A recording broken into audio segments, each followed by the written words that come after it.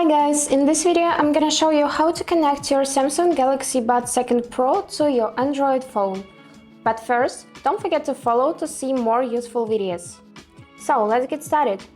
First of all, you need to make sure that your earplugs are fully charged.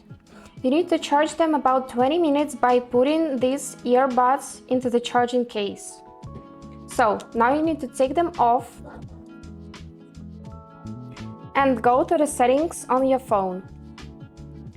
Find the Bluetooth, turn it on, and now find Galaxy Buds2 Pro in the list of the available devices. Also, it can suggest you to automatically connect to the device, but if not, just tap on it, tap on pair. Also, you can set them as you like by following the instructions that will appear on your screen. So that's all. I hope this video was helpful for you, and thank you so much for watching.